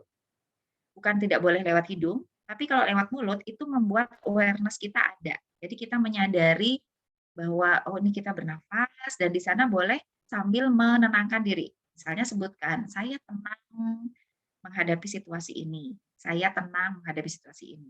Saya rileks menghadapi situasi ini. Nah, lakukan itu sampai detak jantungnya menjadi lebih normal, fisiknya menjadi lebih nyaman. Atau kalau lagi duduk gitu ya, bisa yang namanya butterfly hug seperti kayak kita memeluk diri sendiri. Nih, kayak ada kupu-kupu di dadanya kita tapping begini badan kita, gitu ya. Tutup mata, ya mungkin tidak tadi ya terdistract gitu, apalagi ruangannya terang, kita lihat macam-macam, bisa lampu dimatikan atau kita tutup mata, kemudian tapping dan kita seperti ini atau kita memeluk kita. Jadi seperti kayak kita menenangkan, ada orang yang menenangkan diri kita. Ini ada loh di film-filmnya anak muda sekarang cara ini. Mungkin yang suka nonton Korea, kalau nggak salah apa ya judulnya? It's okay not to be okay kalau nggak salah. Ya, kalau nggak salah saya lewat tuh film itu. Yang tahu boleh nanti sharing ya. Itu menenangkan diri dulu. Baru setelah itu kita coba untuk menyelesaikan masalah yang kita hadapi, gitu ya. Kalau sudah itu istilahnya tidak bisa kita hadapi, stres yang berat terhadap diri kita, mau tidak mau kita harus mencari pertolongan profesional. Sebelum ke sana, boleh loh kita itu sharing dengan keluarga, dengan teman, dengan orang sekitar kita. Jadi nggak harus langsung ke psikolog, langsung ke psikiater, enggak. Boleh ke teman, boleh ke saudara, siapapun yang kita percaya, yang bisa membantu diri kita untuk membuat pemikiran kita lebih positif menghadapi masalah. Karena yang bisa menyelesaikan hanya kita sebenarnya. Ya teman mungkin membantu kita untuk mengingatkan, kayaknya pilihan yang kamu akan tempuh itu agak berisiko deh, misalnya. Saya nggak direstuin sama keluarga untuk pacaran sama si ini. Gitu. Terus pacar saya ngajak kabur misalnya gitu. Ini kayak film banget ya, ngajak pergi dari rumah misalnya gitu. Ya kita sebagai teman mungkin mengingatkan bahwa sudah siap dengan risikonya, ya kurang lebih seperti itu. Nah, kalau memang tidak teratasi juga, baru kemudian ke profesional, bisa psikolog, bisa psikiater, kurang lebih begitu. Bedanya kalau psikolog, kami tidak berhak untuk memberikan obat-obatan, ya. Jadi kita lebih ke psikoterapinya, konselingnya. Kalau psikiater, mereka menggunakan obat untuk misalnya kalau kita sudah yang apa ya, sudah kecemasan yang sangat tinggi gitu ya. Nah, itu nanti akan diberikan obat oleh psikiaternya, kurang lebih. Kayaknya belum tadi Mbak Fitri, sebentar. Oke. Mbak Fitri tadi mudah-mudahan tidak terini ya. Cara paling ampuh untuk menghindari depresi. Ya, sebenarnya mindset, Mbak, pertama. Setiap orang pasti punya masalah, ya. Jadi jangan down. Kalau kita ada masalah, bukan berarti hanya kita yang mengalami masalah. Semua orang jadi tidak dihindari berlama-lama. Sekali lagi ya, jangan dihindari. Kemudian dari mindset-nya, anggaplah bahwa masalah tantangan itu dulu yang pertama. Sehingga kita punya keoptimisan. Optimis bahwa kita mampu mengatasi masalah ini. Itu dulu. Kalau kita sudah pesimis, ini yang membuat kita semakin depresi. Tadi lanjutkan ke tahap yang Mikron, Mas Nila. Itu dari Mbak Fitri. Mudah-mudahan bisa sedikit menjawab, Mbak Fitri. Baik, Bu, Baik. terima kasih. Nanti mungkin kalau pas kita bikin sesi tentang konseling sebaya atau bagaimana bimbingan konseling untuk mahasiswa, nah mungkin itu kita bahas detail ya tentang depresi. Tapi mudah-mudahan di tempat Ibu mahasiswanya semua ini ya fine-fine aja ya, nggak ada yang galau-galau. So far, insya Allah baik-baik saja, Bu. Cuma sebenarnya di UTS sendiri juga ada program studi psikologi ya, dan Ya, memberikan ruang untuk rekan-rekan yang misalnya ada Ya. kendala atau ingin curhat istilahnya gitu, itu ada layanannya Betul. gitu. Iya, betul. Ada kolega saya di sana. Oh iya, baik. Bisa kita teruskan, Ibu? Iya, silakan Bu Ini Nurul. ternyata banyak sekali pertanyaan. Tadi yang resen ada Saudara Odi dan Pak Iksan ya. Mungkin silahkan disampaikan secara langsung, nanti lanjut ditanggapi oleh Bulan. Silakan Odi dan Pak Iksan. Pak Iksan ini Kaprodi Teknik Industri, Ibu. Oh iya, salam kenal Bapak. Salam kenal Ibu. Baik. Ibu, sebelumnya Atau perkenalkan. dari Pak Iksan dulu, silakan Pak Iksan. Oke, Bu Nurul. Oke, Bu Swastiwulan, perkenalkan saya Iksan Adi Esa. Saya adalah Kaprodi Teknik Industri dan dosen Teknik Industri yang kebetulan mengajar ergonomi kognitif. Nah, saya ingin bertanya tadi terkait dengan depresi. Nah, jadi kenapa biasanya kalau ada mahasiswa nih, misalkan lagi banyak pikiran, lagi banyak tugas, gitu, misalkan misalnya stresnya lagi cukup tinggi gitu. Nah, itu kenapa mempengaruhi aspek kognitifnya? Jadi contoh atensi mereka jadi kayak mereka suka ngeblank gitu, misalkan atensinya berkurang, terus kemampuan responnya juga berkurang, terus working memory-nya berkurang gitu. Kenapa kalau misalkan bebannya sudah mulai tinggi, langsung semua aspek kognitifnya langsung jadi buruk. Bahkan yang mempengaruhi adalah dia jadi susah tidur karena stres, karena bebannya tinggi, dia jadi sulit untuk tidur, terus malah penurunan aspek kognitifnya jadi makin drop seperti itu. Nah, itu bagaimana sih cara mengatasinya dan kenapa bisa terjadi demikian gitu? Terima kasih. Ya, baik. Ya, terima kasih Pak Iksan. Oh, ini mana gini ya, sama siswa saya juga gitu.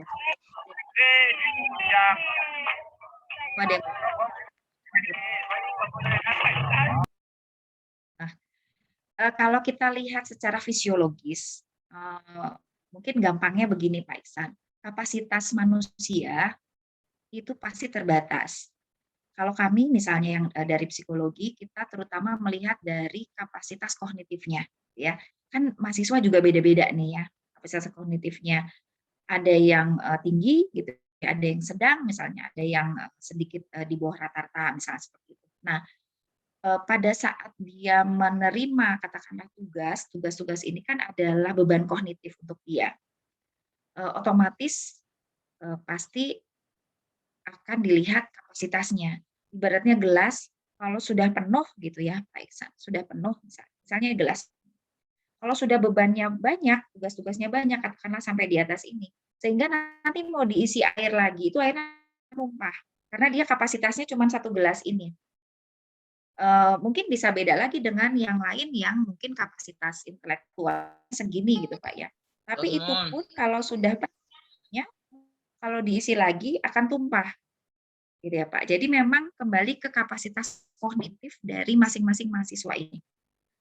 Dan ini mempengaruhi fisik pasti. Tadi sudah kita singgung sedikit bahwa dari otak itu pasti akan mempengaruhi juga ke fisik yang lain-lain.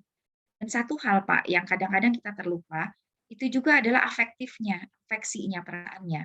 Kalau dia sudah merasa negatif terhadap adanya tambahan tugas, adanya beban tugas, emosinya jadi nggak enak, misalnya jengkel, marah, karena dosennya ngasih tugas lagi, misalnya gitu. Nah, itu langsung ketutup, Pak. Apa yang dia sudah tahu mungkin sebelumnya, performa dia yang sudah bagus sebelumnya, atau mungkin sebelumnya dia udah belajar, katakanlah gitu ya. Kalau mau ulangan misalnya, mau ujian, sorry. Dia sudah belajar, tapi afeksinya ini menutup, ngeblok. Biasanya afeksi negatif, itu tadi ya, sedih, marah, jengkel, ini nutup, sehingga yang tadi jadi kognitifnya itu ngeblank, itu hilang, ketutup. Dan bahkan mungkin kalau untuk sehari-hari, faktor afeksi ini yang menjadi penentu. Gitu. Sehingga kenapa tadi saya bilang juga mindset itu sangat penting. Kalau kita sudah positif melihat sesuatu, perasaan kita juga itu akan bisa terbawa. Jadi kalau kita sudah senang, mahasiswa senang menerima tugas dari Pak Ihsan, gitu ya, merasa tertantang, bukan merasa terbebani. Nah, itu yang akan membuat mereka jadinya tidak mudah lelah, tidak mudah ngeblank, tetapi biar bagaimanapun tetap ada batasan fisik pasti lah. Gitu. Istilahnya kalau kita suruh mahasiswa atau kita gitu ya sebagai dosen kerja setiap hari sampai 12 jam nonstop selama seminggu juga kan pasti nggak mungkin. Pasti punya keterbatasan secara fisik. Itu mudah-mudahan bisa sedikit menjawab Pak. Jadi mungkin itu tadi dieksplor lagi, mungkin kita tanyakan ke mahasiswa, cuma itu tadi, mahasiswanya sudah sejauh mana bisa memotivasi diri sendiri. Kalau mahasiswanya memang nggak pengen tertantang, tidak pengen lebih maju, susah juga. Jadi nanti sedikit-sedikit dikasih, dia udah ngeblok. Gitu. Mudah-mudahan bisa membantu Pak Ihsan. Oke, terima kasih Ibu.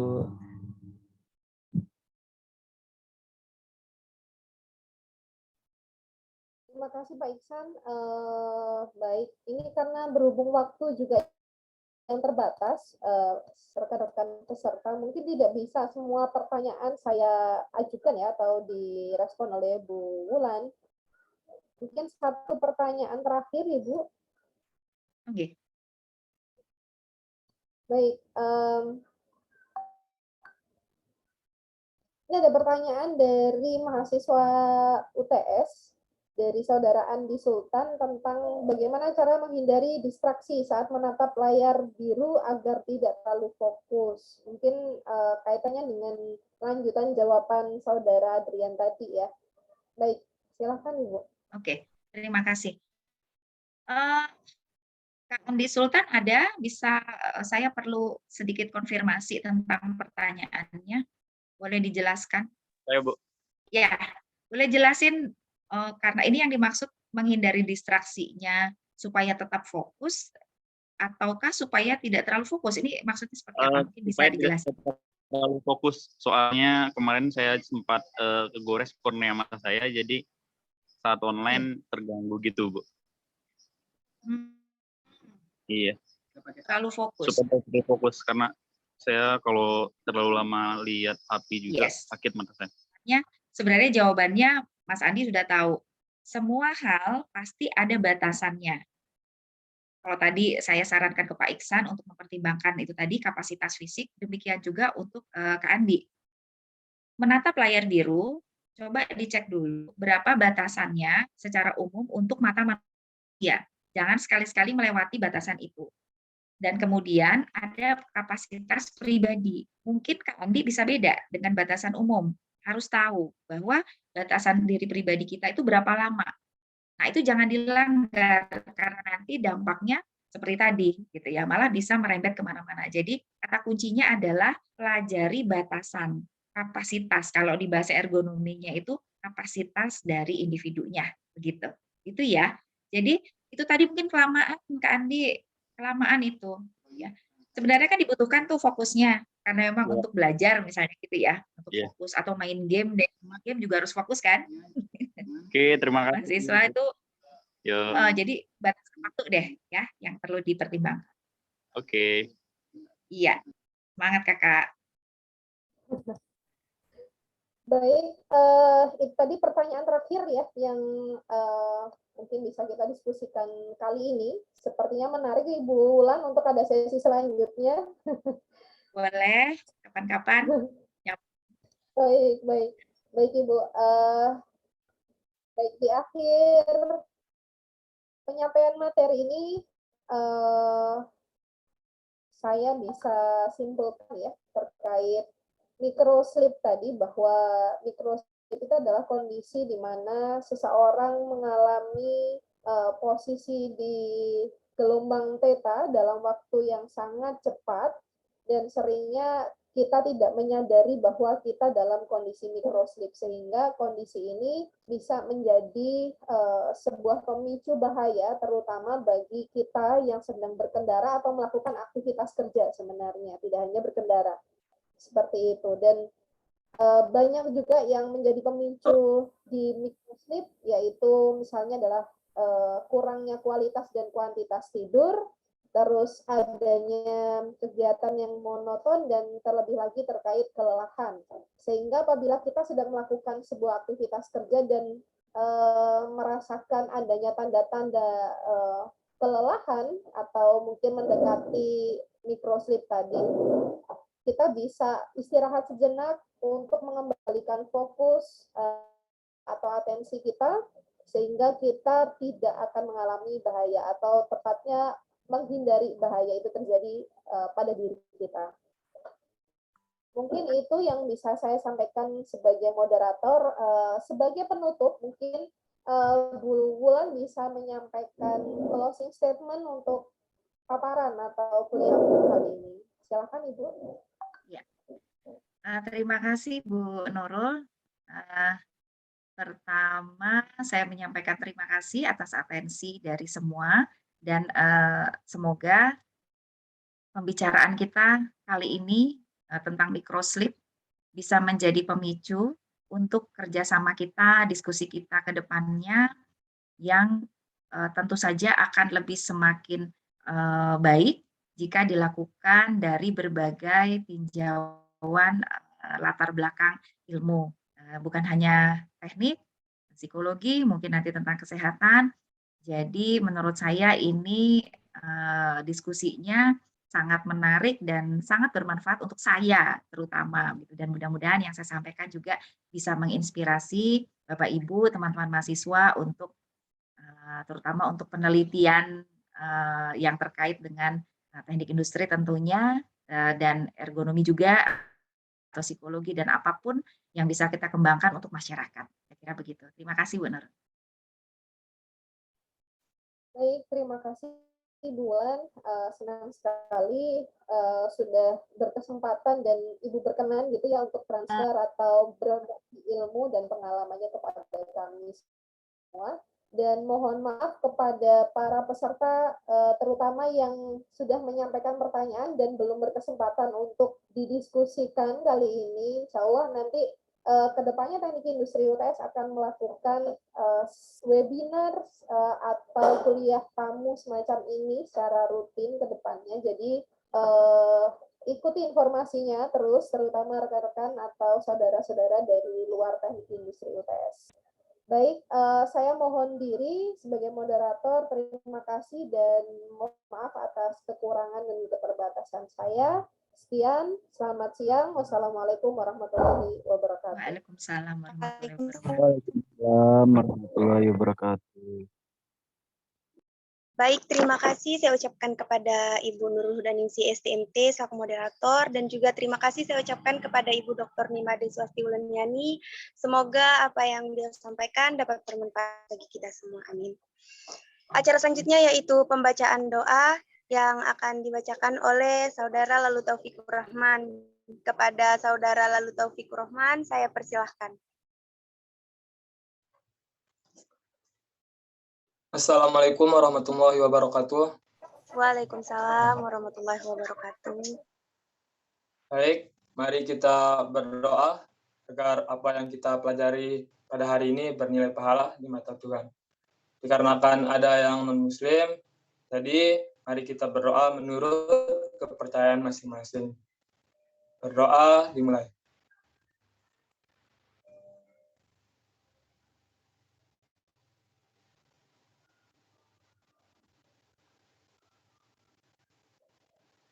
Berdoa selesai.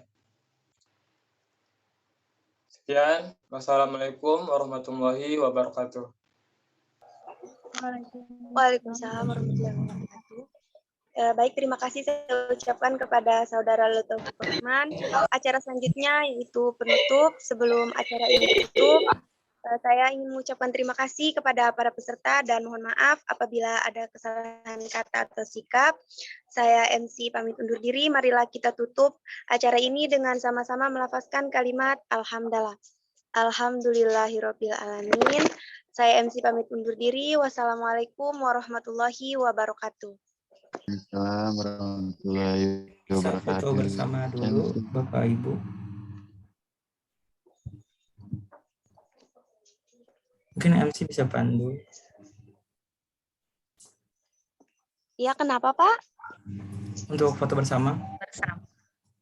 Baik, bagi para peserta silakan meng-on-kan kameranya karena kita bakalan ada sesi foto bersama. Silakan teman-teman peserta, bisa dibuka kameranya.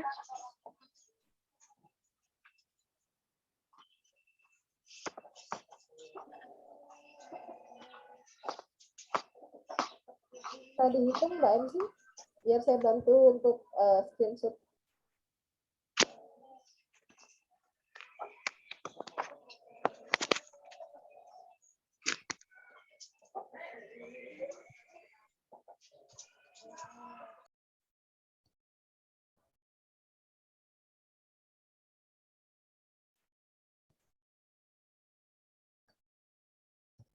Sekali lagi.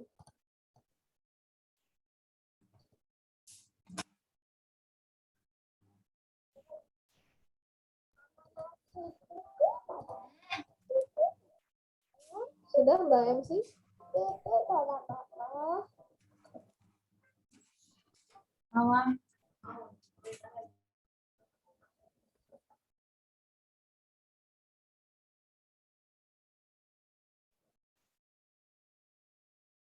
Sesi dokumentasinya sudah saya ambil sama panitia. Kalau begitu izin saya meninggalkan Zoom meetingnya, Bu Nurul. Baik Ibu, terima kasih atas kehadiran. Terima kasih banyak Ibu. Terima kasih banyak Ibu. Materinya luar biasa. Sehat selalu. Kapan-kapan gantian ya. Kapan-kapan gantian. Prodi Psikologi UNUT akan mengundang dari sana. Siap.